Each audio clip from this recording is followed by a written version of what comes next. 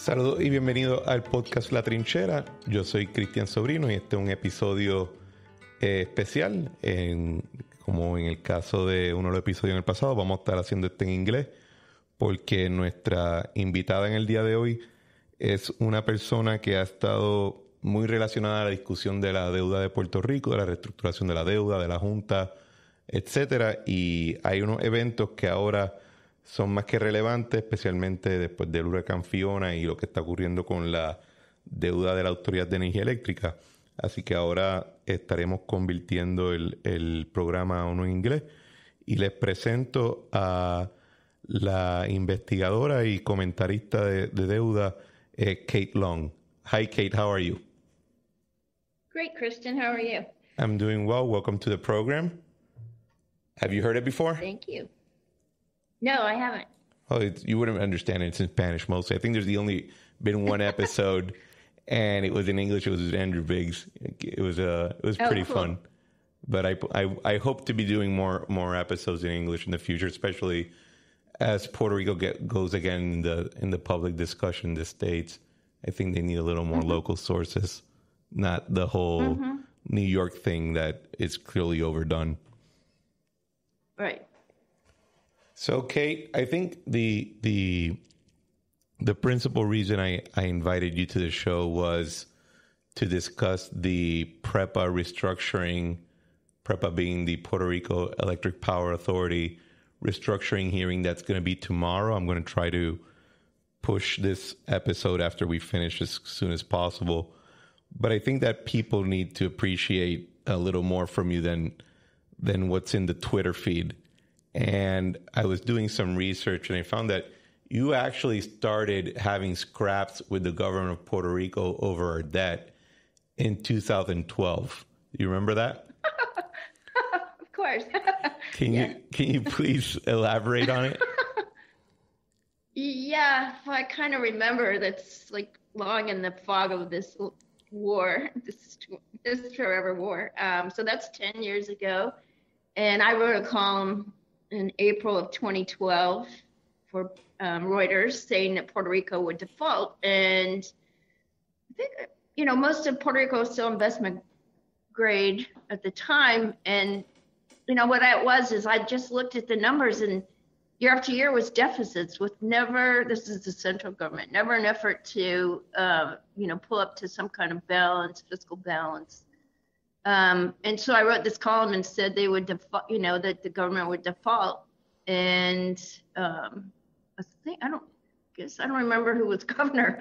It was Luis Fortuño. Sort of sent, Fortuño, right. Sent sort of his political minions after me on Twitter. And all I would say is that Reuters has exceptional editing. And whenever you get in a scrap like that, you just go to your editor and they basically back you up and they listen to all the points of view and the facts, and then if they feel you're on the right side, they back you up. So, then I got emboldened to go out and fight more and, assert my opinion more.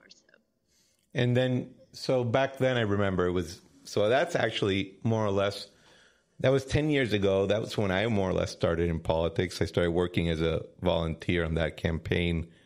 And I remember it's kind of funny thinking about it now, but in 2012, the whole shtick was that Puerto Rico had been about to become the Greece of the American version of Greece, but that the Fortuño administration had fixed the course and the ship was now on its way to safe harbor.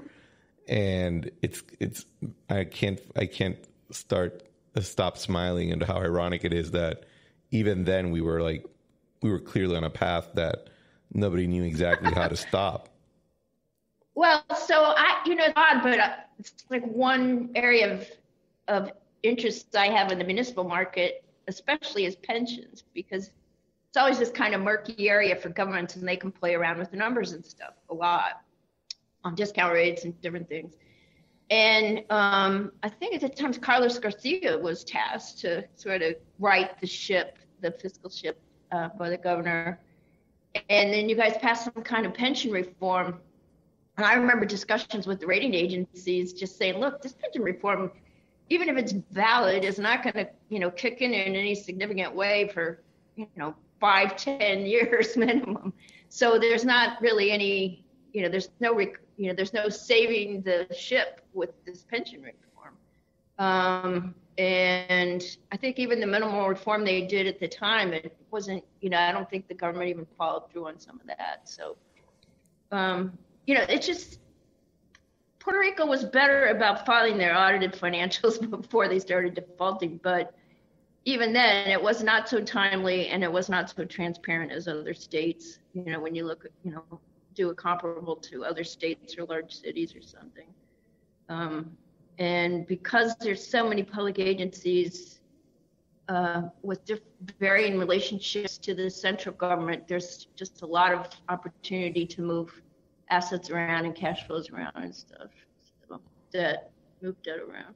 And what got you on the beat to Puerto Rico to begin with? Because a lot of people were late, but you were clearly very early. Yeah, no, honestly, I had to write a column every day for Reuters on the municipal market, and it's really quite a dull market when you get down to it. The big event in municipals is a state going from double A plus to double A. That's considered like a major event generally. And then you guys were bringing some kind of GO deal, and I was like, oh, that's interesting. What's this? I'll sit down and I'll read the official statement, and I just read through it, and I thought, my God, this was a 2012 deal. I guess it was a PBA deal. And again, the numbers were just, to somebody with fresh eyes, the numbers didn't work. And also the willingness to tackle continued deficit spending was just obvious, right? If you look over, I think in an official statement, they do a 6 or 7 years of financials and, backward looking. And it was just obvious year after year that there was this happy pattern of overspending. And they'd fill it with debt or roll expenses out of one year into another year.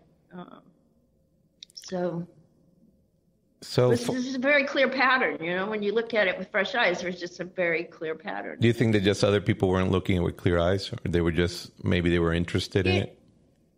Yeah, so, like when I would talk to rating agency analysts, they were obviously very close to guys like the governor, Carlos Garcia, or whoever. And I just think they got their hand held for a long time, and like, oh, we're going to fix it, right? We have this problem, but we're, all these promises, we're going to fix it. Was it the same? I didn't have any friendships with anybody. I was just looking straight at the black and white, the numbers. And, was there any relationship?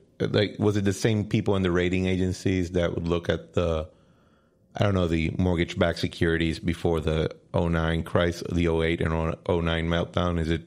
Were they just lax, or do you think it's just that they thought that it just couldn't happen?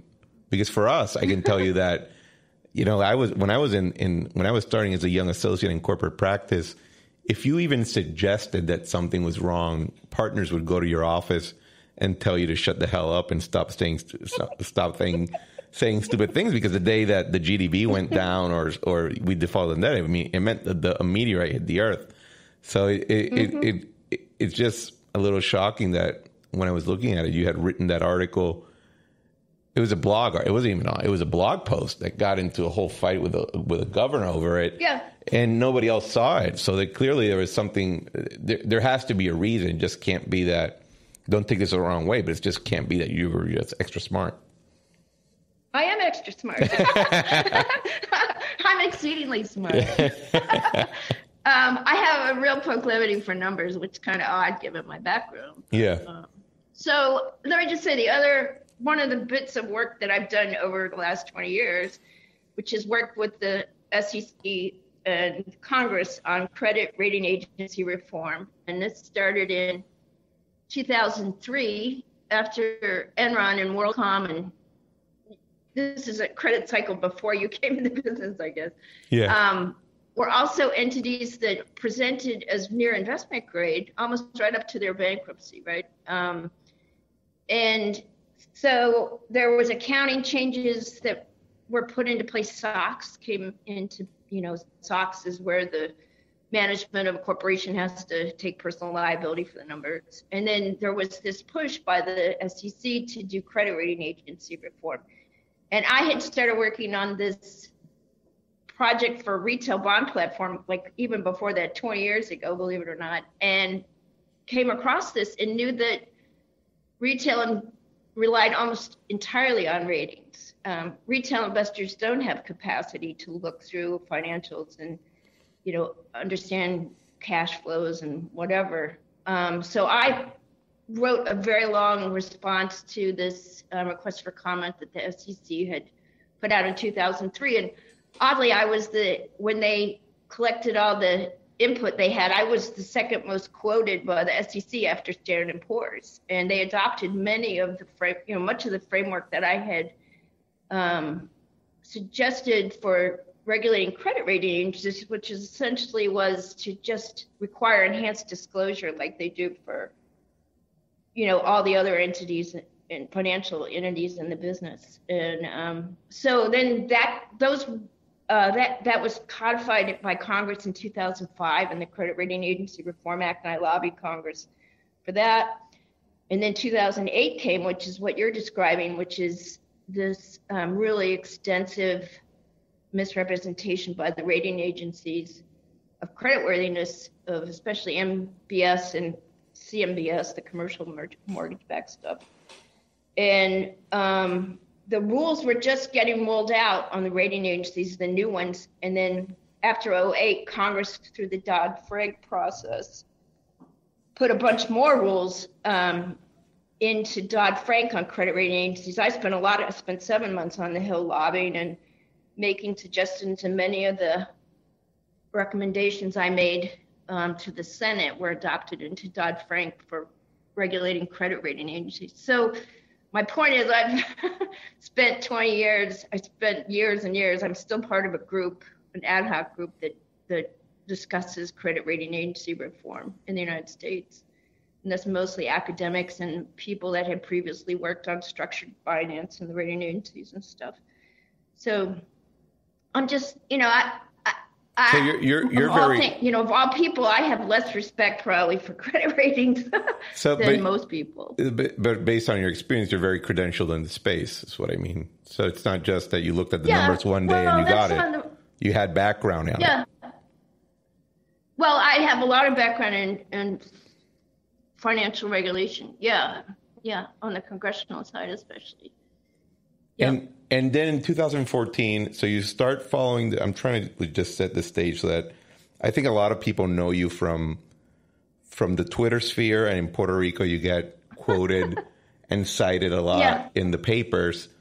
But this whole background that I only found out when we met in Washington a couple of years ago, I don't think it is clear for everybody. So I want people to understand that they can disagree with you, as I may sometimes, but you kind of do know your shit, right? So it's not something they need to take it a little more seriously than some of the other Twitter commentators out there or bloggers. Like, it's something you've been working on for a couple of years, and I don't think a lot of people know that part about you.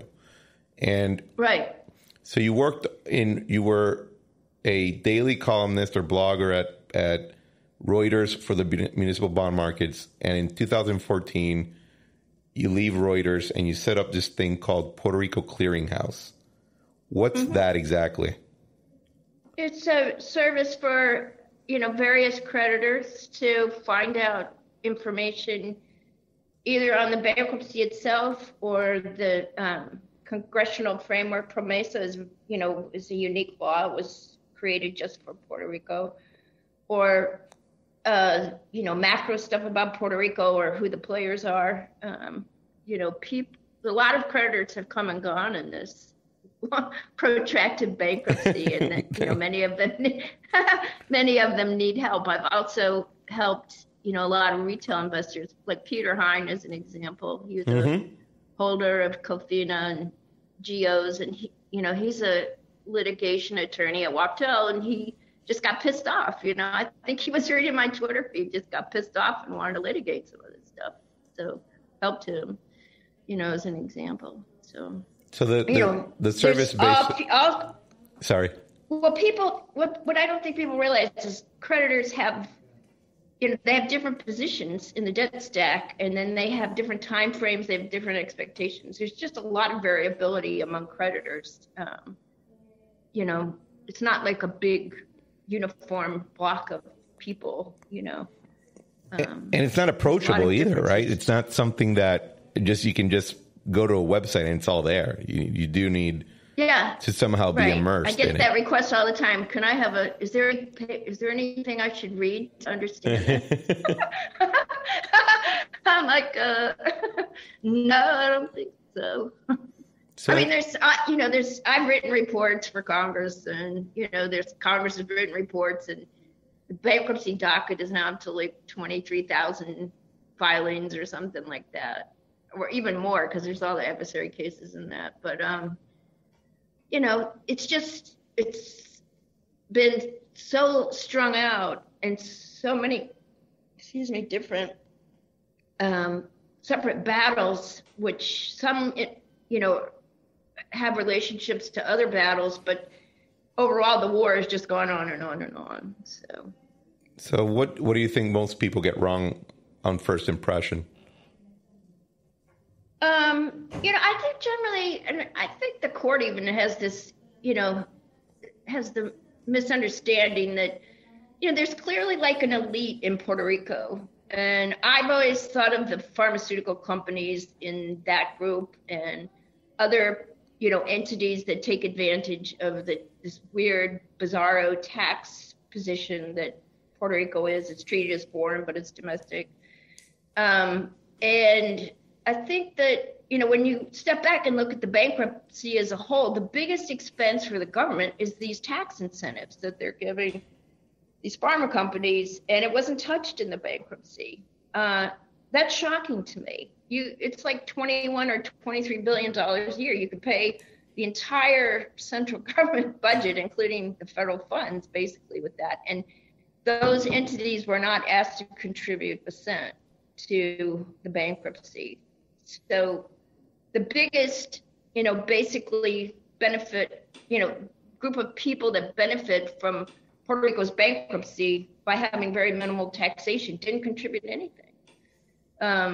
And instead, what you get in the mass media is, these pictures of all, the poor people in Puerto Rico, which there are many.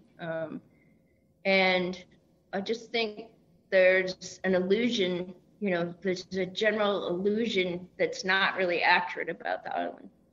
So if I were to push back on that argument, I think the steel man would be, you're right, Kate, but at the same time, there's this section in PROMESA that somehow protected these tax agreements or these tax contracts. And also, if you try to break open those tax incentives and those tax arrangements, a lot of that economic activity could go away. So you would, in theory, say, there's like $16 billion a year in tax credit, in tax avoidance or tax cost on pharmaceuticals. But the second you try to reduce that and get cash out of it, you're actually just going to lose it forever. I think that would be the hardest argument somebody would try to push back on you with. And I can share it partially. What would be your pushback to the pushback? Yeah. Look, there's plenty of academic work that compares global tax havens and their net effective corporate tax rate. Puerto Rico ranks at the very bottom. Those pharmaceuticals have FDA-approved certified laboratories there, which I've been informed take 5 years to establish and get certified. So the idea that these entities would get up and move their manufacturing to places where essentially you're going to have the same or slightly higher tax treatment, and you're going to have to set up and certify a lab, which takes years. It's not really that credible. You also have in that same period, global minimum tax coming into play, right? Which is Secretary Yellen's deal, which is an agreement basically among most all countries in the world that they will impose this 15% minimum global tax. So this idea that corporations, multinationals are going to just get up and move, yeah, in a world where all these other things were not happening, that might be an argument. But in the in the real world, countries are closing those tax loops because they realize, even Ireland, for example, right? That they're losing out on a lot of revenue, and the race to the bottom kind of bottomed out for tax havens, and now it's moving in the opposite direction. That's interesting. Honestly, I don't want to go down that rabbit hole, but I do think right. I do think that it's important for people who hear this, especially my audience is now officially half in the U.S. Puerto Rico is the U.S., so I want everybody to hear the other side of the coin, right? And you mentioned that there's elites in Puerto Rico, but all the pictures of the poor citizens on the island, and there's no discussion on that side. And there's a similar vein where the rhetoric or the discussion is there's this group of vultures that are preying on the island. They're using the debt to extract massive windfalls and profits, and nothing should be considered when negotiating with them other than how big the haircut you can impose using a court. And if you don't even need to use the court, even better, but you just need to impose haircuts, right? And you have been distinguished by having like the opposite view, diametrically opposite view, right? So, but I frankly don't think that you just hate people. It's that you have a perspective that is removed from our perspective down here, and you're thinking of other considerations. So what are those considerations you take into consideration when thinking about how this restructuring should be effectuated? Yeah, so I mean, the primary task that Congress set for the Oversight Board is for Puerto Rico to gain market access at reasonable rates. And, that nobody in Congress defined reasonable rates, but there's a market expectation, what that is. And that means that basically an issuer, an obligor, has to stand up and act responsibly, fiscally responsibly. And that means you should try and pay your debts to the greatest extent that you can, right? I mean, just to have people walk around and say, we don't want to pay our debts, that means you have no willingness to pay your debts. And that's the number one thing that, the market looks at, is an obligor's willingness to pay their debts. So, I think the Oversight Board has flipped the story and said, well, everything has to be reasonable. And that's true. And that would, I would have more support for that if they would, get the real numbers out, right? I mean, perfect example in this these PREPA proposals that got blown out, these mediation proposals, is one of the footnotes that says, the Oversight Board said they had to have $2.8 billion of liquidity once the Commonwealth Plan of Adjustment was done. And then now they have $8 billion, right? So how did that number get misrepresented there? I guess the reasonableness, well, number one, we expect obligors to be honest. And it just, many places throughout this bankruptcy, there hasn't been a lot of honesty. So that's, I guess that's what I spend too much time pounding on, is that the numbers really, the transparency on the numbers has gotten worse as the bankruptcy progressed. And for an obligor that's trying to achieve fiscal responsibility and access to markets at reasonable rates, that's the wrong direction. Question. So the numbers now, I mean, if you put audited financials to the side, which have, as they've been published, have essentially confirmed what the government was publishing unilaterally, not necessarily what the board was publishing in their plans, but what the there you go. But what the government there you go. But what the government itself was publishing. The audited financials have bared fruit in confirming that the numbers are correct, and those numbers are now updated more frequently than ever before. Could you say that the government is actually being more transparent than the same entity that was put in place to oversee the government, which has kind of become sometimes your argument? Yeah. Yes. The disconnect between what are actually the CAFRs, right, which are filed with EMA, the comprehensive annual financial statements, and the weekly TSA, the reporting, the expense and revenue reporting in the weekly TSA reports, which are also filed on EMA, which become legal documents, by the way. As soon as you file it on EMA, it's somebody can use that to sue you. And compared to what the board has put out, consistently has been a misrepresentation. Yes, the government makes a much greater effort at being accurate in those numbers than the board makes in their effort, what the board represents in these fiscal plans.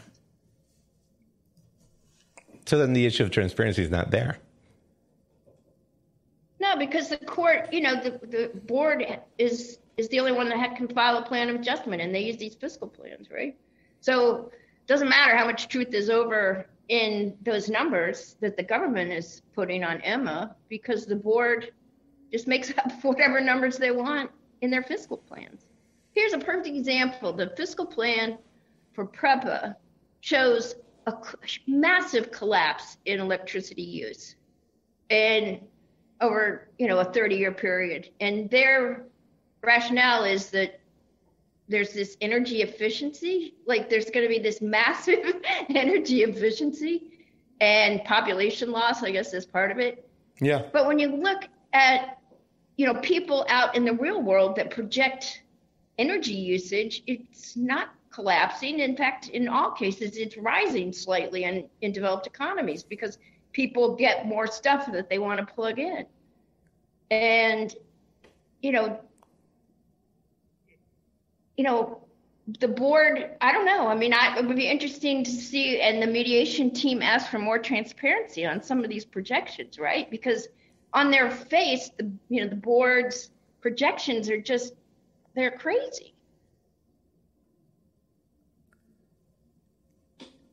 Kate, I need to stop a second to make sure that this is going to continue recording correctly. I had an issue with this. Sorry. Kate, there's another argument that people make, and I'd like to hear what your reaction is. They say, that might be true, transparency, blah, blah, blah. But at the end of the day, these are speculative markets. People, the funds that have this debt now are highly sophisticated creditors. They actually can even play these games to a degree where they actually never even lose money. And cutting the debt is important so that the government can spend more on the people and to help ameliorate their material needs. What would be your reaction to that argument, which is kind of like the leading argument right now in just plain rhetoric, not legally speaking, but in plain rhetoric, that's the leading argument right now. What would be your reaction to that? So in terms of spending more, the Commonwealth Plan of Adjustment directs 25% of surpluses as bonuses for government employees to begin with. And, the government never reduced any employees. Pensions were paid at 100%. I mean, everything that the government seems to gain in terms of revenue, excess or surplus, seems to go to the employees of the government. I've yet to really see what I believe is a real improvement in provision of services. And we never defined essential services, right, which the Congress said to do. I just see the government of Puerto Rico getting more and more bloated. I don't see it flowing through the government to the people, the most, vulnerable people.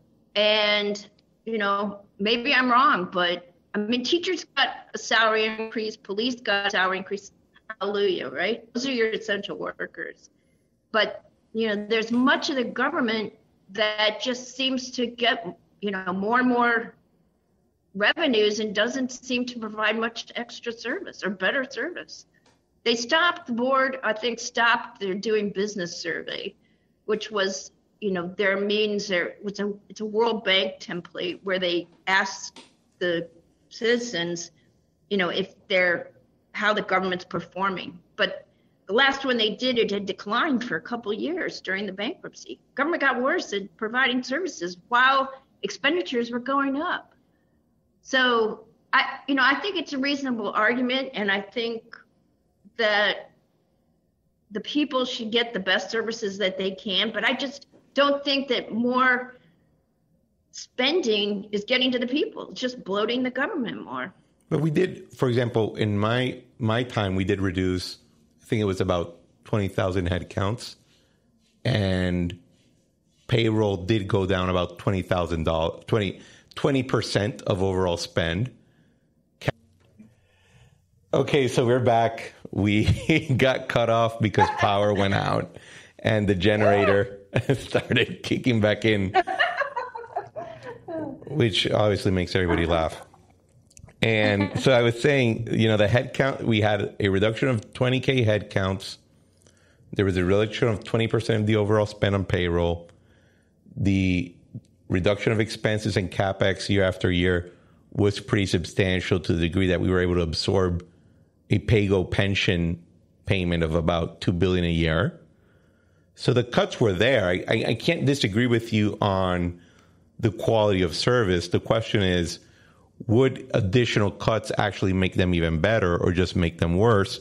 And even if they were up to par, would they still need to spend the same amount of money just to get it to that level? Well, see, this is where everything went off the rails, right? Because I spent a lot of time with congressional staff. Sorry to interrupt you. Can you explain what was your role when the whole PROMESA discussion was going on? Yeah, so as I mentioned, I had lobbied Congress in 2005 and 6 when the Credit Rating Agency Reform Act was being developed, much more complex than Puerto Rican bankruptcy. And when Dodd-Frank, I spent 8 months, I lived on the Hill, I lived in Washington for 8 months and led an open source project for congressional staff and media and various regulators to when Dodd-Frank was being constructed. So when PROMESA started being talked about, I just started going to DC and wrote white papers for the staff of the Natural Resources Committee, and nobody paid me in that period. I just did it because I was like, look, I know how to do that.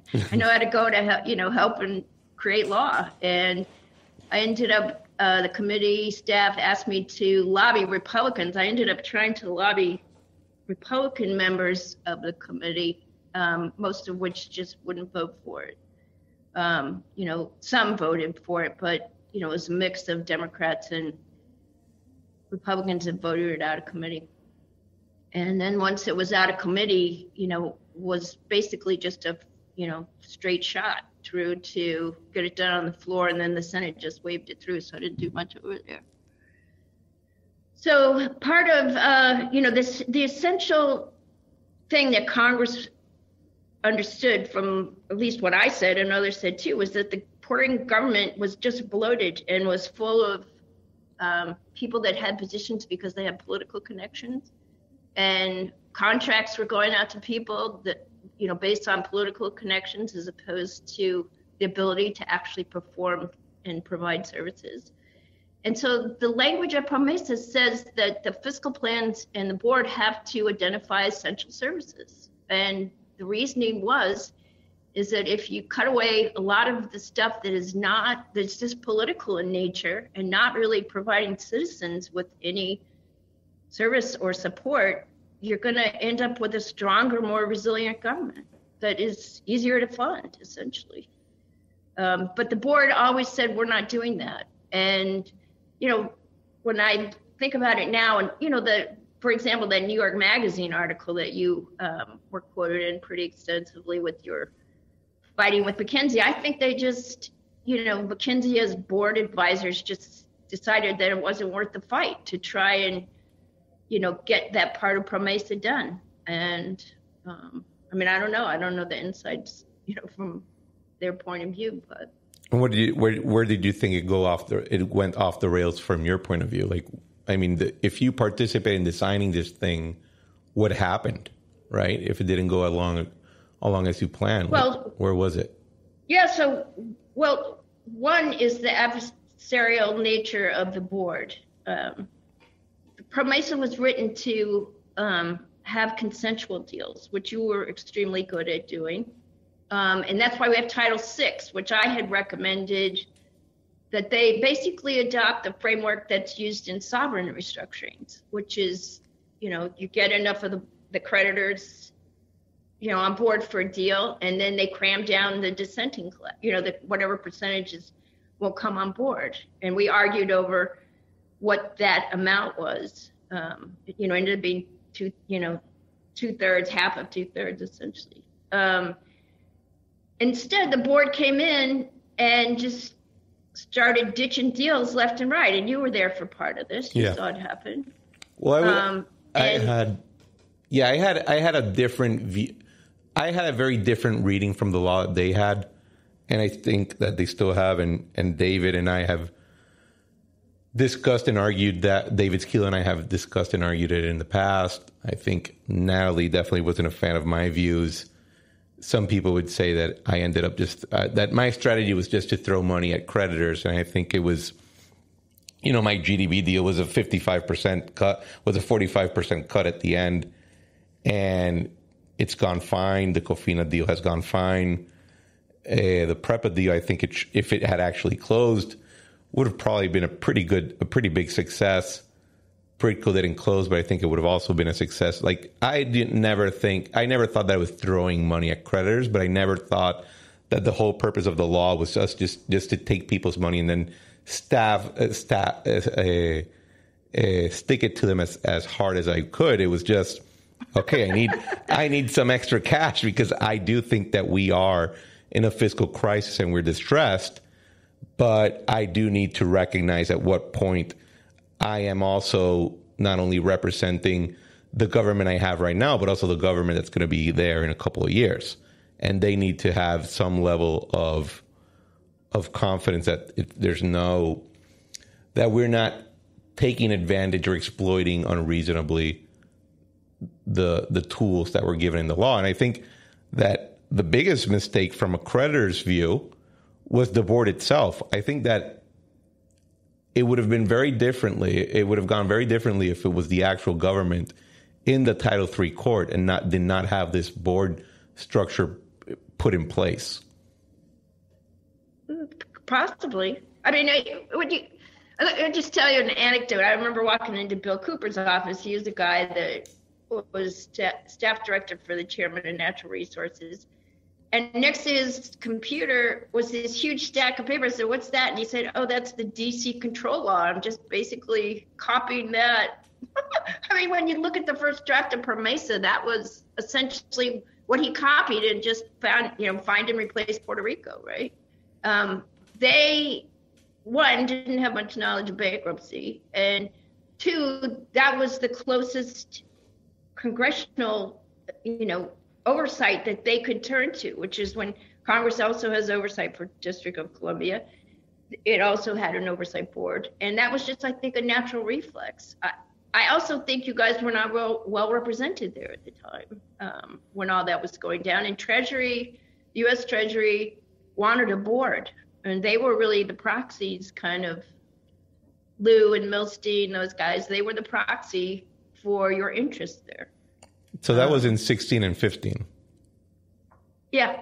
And Treasury did want a board because the story they always say is that, no, that was actually imposed by Republicans and the Obama administration never wanted a board for Puerto Rico. If that's what they said, you'll have to, I just don't remember. I don't remember, hearing them pushing back on it. It had pretty broad support when it went into committee, when the draft went, even the original draft went into committee. Okay. There was some discussion drafts and stuff. So now that we had our first power outage during the interview, what's going to happen? So tomorrow, the 28th of September, there's a hearing in the PREPA restructuring case that's been ongoing now for 5 years? And if you add the 3 years for the original informal restructuring, PREPA has been in bankruptcy basically for 8 years. What's happening tomorrow, and why should it be important to people on island and to the people that are listening outside? Well, the bankruptcy needs to be resolved, and the quicker the better, the sooner the better. And I'll fault the judge letting this go on so long. Tomorrow the Oversight Board is asked to begin litigating an adversary case they filed, I think, in 2018 or 2019, which they had as sort of a cudgel or, like an axe over the heads of bondholders, and then they laid it aside for 4 years, or how many, over 3 or 4 years. And so they filed a motion to restart this litigation and essentially just put the mediation on hold. And then the mediation judges came in and said, nah, let's turn that upside down. Let's keep mediating, and, we'll decide whether litigation is going to stop or start. Very experienced, extremely experienced lead mediation judge, Shelley Chapman. She did the Purdue bankruptcy recently, and has done others. And then the 2 other judges that are working with her. And at this point, I just have to imagine that Judge Swain is exhausted. If I were her, I'd say, yeah, sure, you to the mediation team.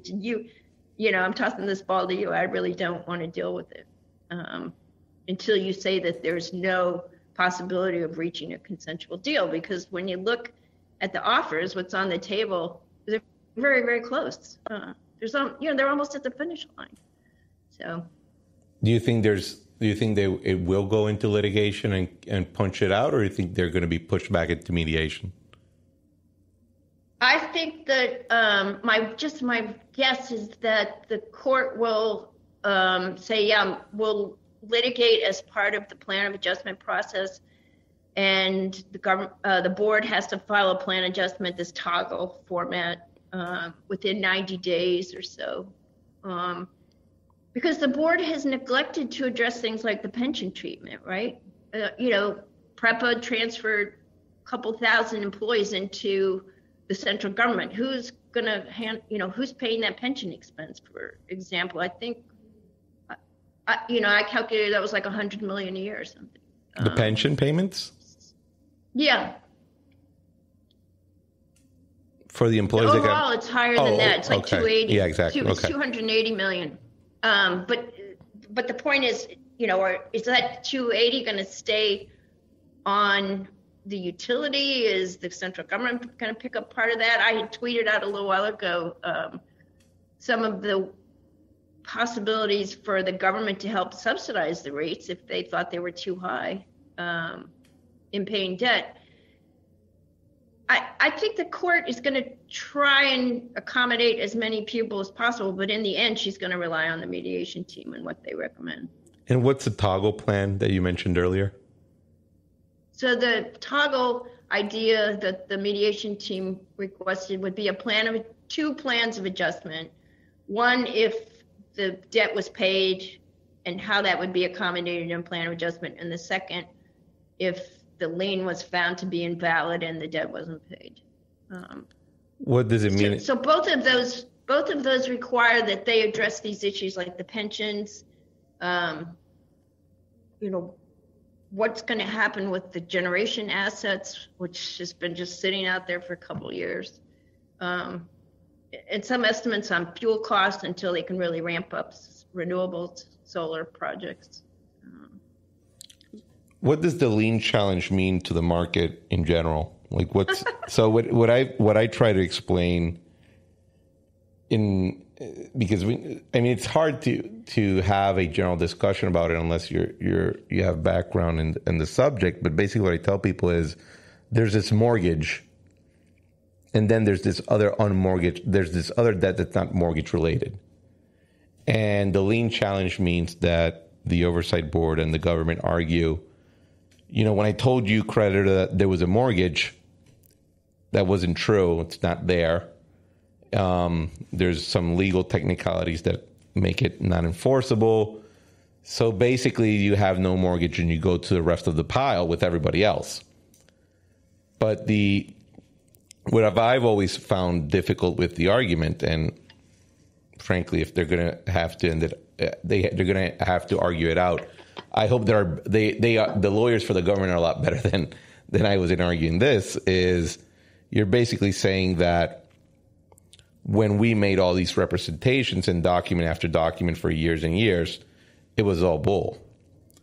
And then does it affect the rest of the bond market? Because I doubt that our documents are bespoke, right? It's the same format, same document templates for everybody else. So what are you saying is not only was it bull for Puerto Rico, it was bull for literally every other revenue bond out there. Yeah. So there's $2 trillion of revenue debt outstanding in the municipal market. Issuers use it. You can't mortgage any public property. That's why we ended up with this, like a revenue bond. And issuers use it to get lower cost debt than if they would just had a general obligation pledge.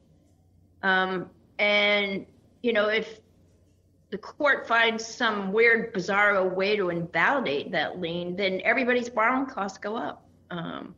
And, we'll nitpick over the next 5 or 10 years, like the validity of a decision in the First Circuit versus, the rest of the market. But essentially, those liens, those revenue pledges are a bedrock of the municipal bond market. And there's a broad and almost complete understanding that they're valid.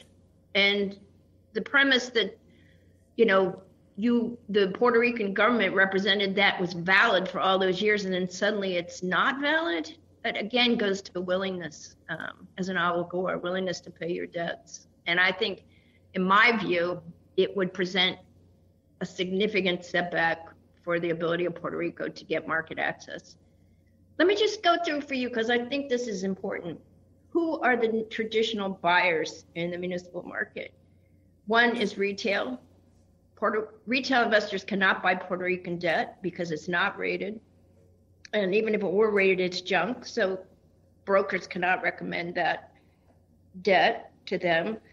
Insurance companies and other institutional investors, banks, are limited from capital requirement reasons owning debt that is junk rated or unrated. So they have limited ability to purchase the debt, even if it has high yields, because of regulatory constraints they have.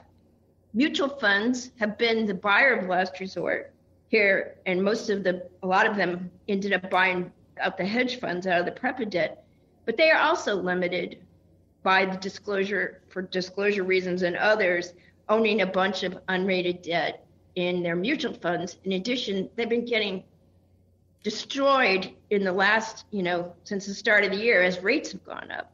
So they're not going to be buying any more debt. And the last group of buyers, potential buyers, are the hedge funds. And they're done with Puerto Rico. They're not coming back, not until Puerto Rico crashes and burns on the next round. So Puerto Rico is essentially out of natural pools of buyers for their debt. And if the Puerto Rican government's attorneys and the oversight board decide that this is their Hail Mary and they're going to invalidate this lien, there's just nobody out there to buy the debt then. So there's no access to market at reasonable rates, and the oversight board will be there for decades, probably, in my opinion. Do you think that there is, given the market on high yield investments, there will be a market out there just for, Cofinos are trading well, and so are GOs. Yeah. But is it because, would the interest rate not qualify for you what's a reasonable rate? Yeah, but rates are going up, right? I just saw yesterday in corporates, high yield was trading distressed at 15%. So, got a 5 coupon on a Cofina bond. It's not Yeah, you're right. Even if it's trading at 97 or something, it's not like any great, Well, definitely nobody thought interest rates would be at this level when those deals were restructured. That's correct. That's a particular problem across the fixed income market. That's not particular to, Puerto Rico.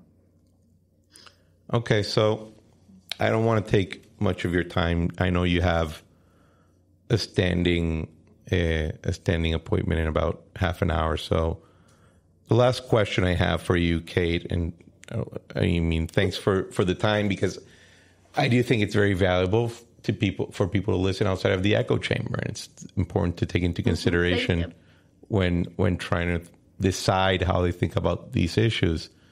So in 2017, you were interviewed, and you said, "If we don't come out of this with a new and super improved Puerto Rico, this has just been a total waste of time." So that was in 2017. You started the whole mess in 2012 when you blogged about a GO bond issuance. You got into a scrap with a governor. Then you dedicated the next 10 years to fighting with other governors and with an oversight board. You helped Congress with PROMESA. You've been involved in this whole process. 10 years later, has it all been a big waste of time? Well, I'll just say again, I wish that the oversight board had required the government to identify essential services. I wish that, the vulnerable people in Puerto Rico were getting the support that they needed. I wish that there was less bloat and political influence in the government. So, from that perspective, the things that I argued and were incorporated in PROMESA really never got executed. Basically, I have much higher standards, I think, on this process than most people.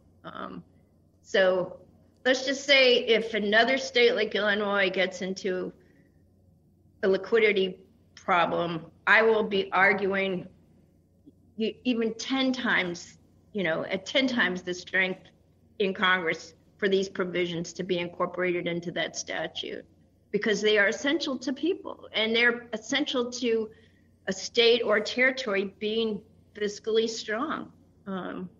So I guess that kind of is a non-answer answer there. Well, let's see how it all ends up, right? The book's not finished yet. Right, exactly. Christian, thank you for all your efforts on Puerto Rico. I think you've always been very fair and, willing to listen to all sides. It's really, I appreciate it a lot.